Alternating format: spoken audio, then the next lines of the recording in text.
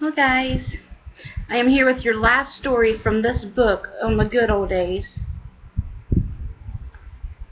This is our last story. We've read through the whole magazine, but don't worry, I've got a bunch more magazines to go through to find more stories. I hope you like them, these stories. This one's just a really short one, and it brings back a lot of memories for me because my grandma and my aunts and my mom always helped my grandma, and they always canned and had a cellar and stuff. And I always remember going to the cellar when it was storming, when they thought a tornado might be coming, and all the canned jars of canned vegetables and stuff would be in there. I can remember them canning them. It's a lot of work. Not for me, of course, but for them. I was just a kid. Let's see. This one is by John Scalan. S-C-A-L-A-N. Run down to the basement. She would never go down there again. Okay. My mom could handle anything. While raising a family of 7 boys and 1 girl in rural southern Ohio, she saw it all. Greg fell off the swing, and broke his leg, no sweat.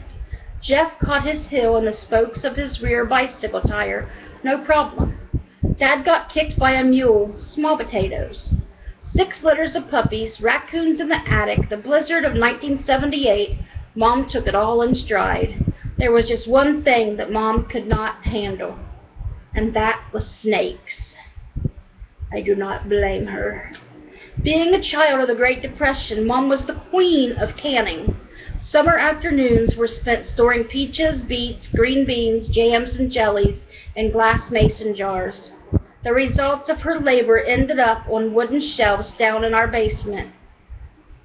Being an unfinished room, the basement was naturally cooler, so mason jars were lined up like soldiers on those shelves, from the concrete floor all the way up to the joists that supported the kitchen floor. One nameless afternoon, I was watching TV on the couch in the living room.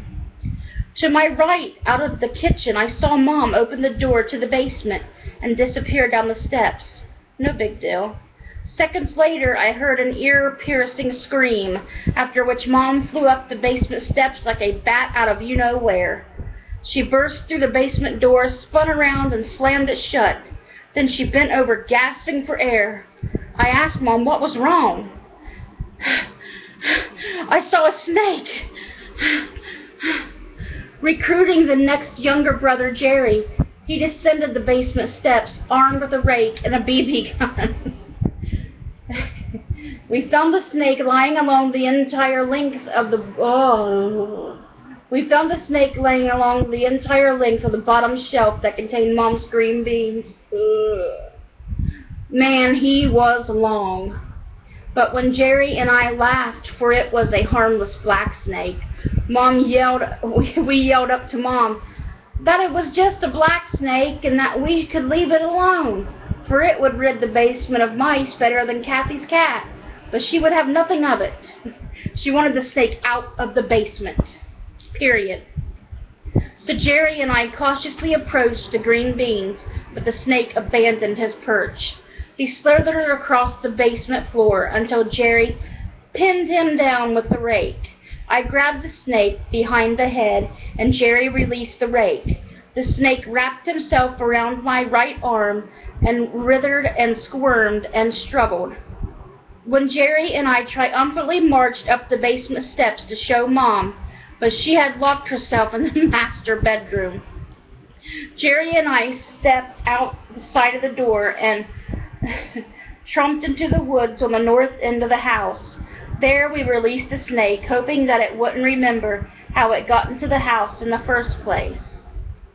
From that day on, whenever Mom was in the kitchen and needed something from downstairs, it was always, "John, run down to the basement and get me." Fill in the blank there. She would never go down to the basement again.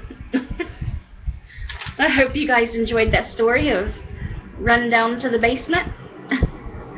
by John Scalan, and I hope you guys have a great rest of your day. Bye guys, God bless.